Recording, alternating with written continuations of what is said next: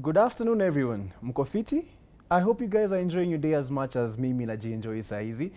As much as Arsenal walishinda jana, nimefurahi tu bado. I didn't like that they won, but you know what? Hawatashinda finali. Si mnajua tu ile nyimbo yenye inaendanga finali, it is not for them. It is going to be for the other team, whether it's PSG or Bayern. We'll talk about that later. Mimi hapa niko ready to entertain or to update you on all the latest happenings in the current right now. My name is Furaha, and this is TV47's The Now Report. Now, I want us to start with Kelvin Kiarie. He is the latest champion from Kenya. He clinched gold at the African Skating Championship in Cairo. This victory in Egypt comes just weeks after Kiarie stunned the field in Benin. Now, where he was Kenya's sole representative at the International Skating Challenge. He left West Africa with both a gold and a silver medal, proving that without a large team behind him, he is a force to be reckoned with. The performance has caught the eye of State House. President William Ruto himself congratulated the champion, praising him, calling him an inspiration to aspiring athletes, and praising his drive and competitive spirit. Kiarie's rise has also rekindled a national conversation about support for non-traditional sports. Despite his recent success, public criticism has grown over the lack of institutional backing for athletes outside of track and field. As the African champion prepares to return home, fans are already organizing to give him the hero's welcome he deserves. Now, as I keep on saying this, I was an athlete once. I competed in the 100 and 200 meters, and I know what it takes to get into this point in life, to a point where you can actually physically and compete internationally. For him, this is a great win, considering he wasn't fully supported with the country. He's gone out there, he's won, and this is not even the first time. This is the second win for him.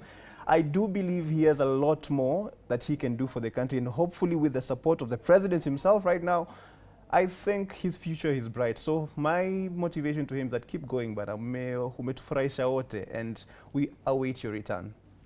Now, I want us to move from Kelvin Kiarie, who is a star on his own, to a different street, the home of champions, tunaenda Iten, where the streets of Iten are famous for producing world-class marathoners, but lately, all eyes are on a different kind of champion.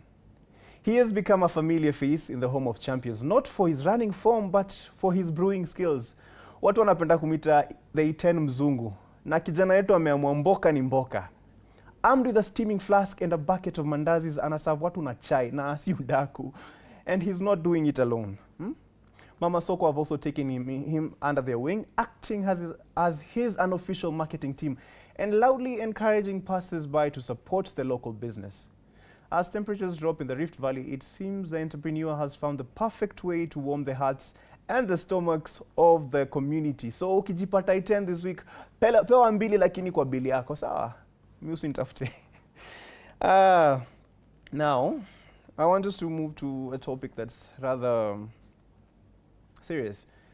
It comes out as a joke, of course, but it's no joke, and you'll understand as I talk about it. If you thought finals weeks are mtihani zinakuanga very stressful, just wait until you hear the latest from the campaign trail. Pastor turned politician John CW is currently blowing up the timeline with a rather unique take on higher education.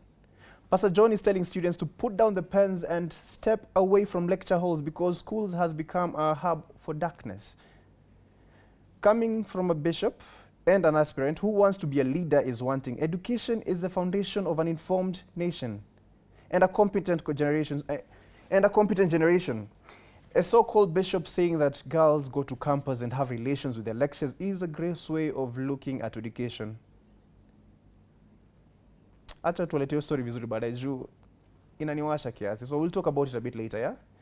And it's not that I'm talking about something that is less painful.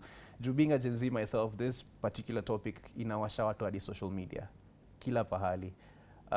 And everyone who's heard about this has something to say, and it's not really positive. But let me just get into it.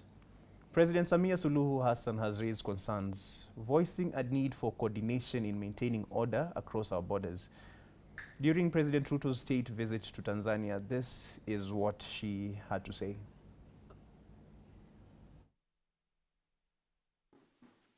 Leo tulikuwa tunazungumza na Rais Ruto asubuhi tunazungumza jinsi ya kudeal na hawa watoto wetu watovu wa adabu wanaojiita nani hilo jina hao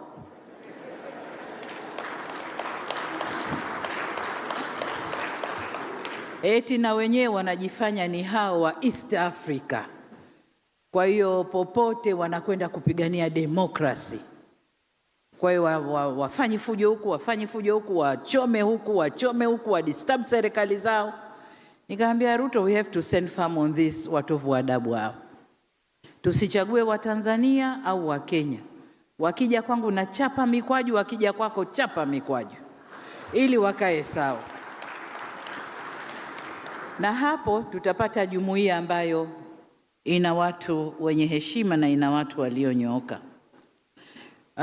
Neno demokrasi lisituchafulie nchi zetu wala mila zetu wala desturi zetu. Demokrasi haina formula.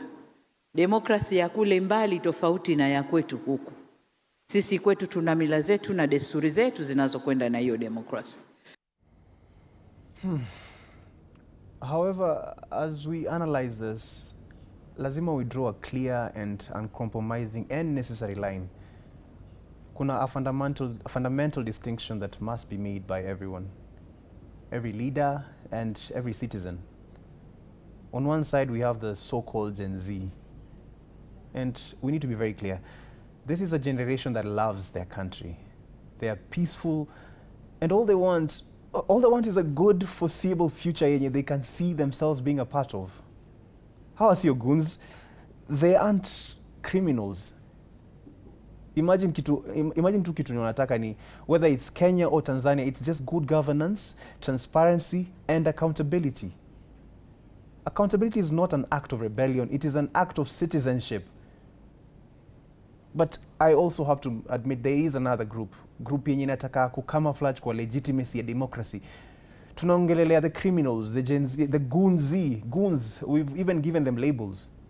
Opportunists that thrive on havoc and insecurity. Hawa ni watu wa nidhamu.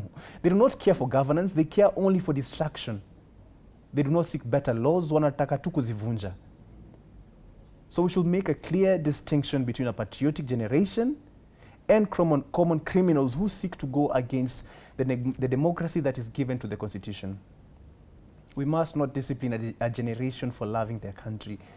Tuwasaidie. Let's empower them while ensuring that the real enemies of order, the lawless and the violent, have absolutely nowhere to hide. So tafadhali, let's just punish the criminals.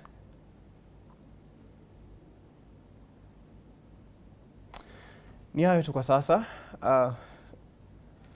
You'll just tell us your input yako, we really need it in regards to this specific story. Najua imewasha watu wengi sana. Najua social media kumewaka sana. You can find us on X at TV47 Digital, or send us a text on 22047. Niko sure you have a lot to speak, especially on this particular topic. Imewasha wengi. Iliwasha Dadi Mato jana. My producer was he was feeling it while he was writing this story, and I genuinely understand where this comes from, especially with the amount of lives we've lost last year part one, and then having a conversation like this being spoken, especially in terms of democracy.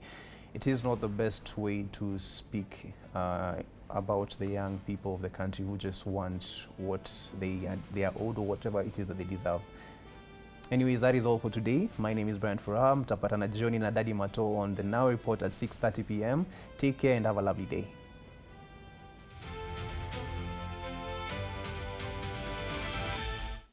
Leo tulikuwa tunazungumza na Rais Ruto asubuhi. Tunazungumza jinsi ya kudeal na hawa watoto wetu watovu wa adabu wanaojiita nani hilo jina hao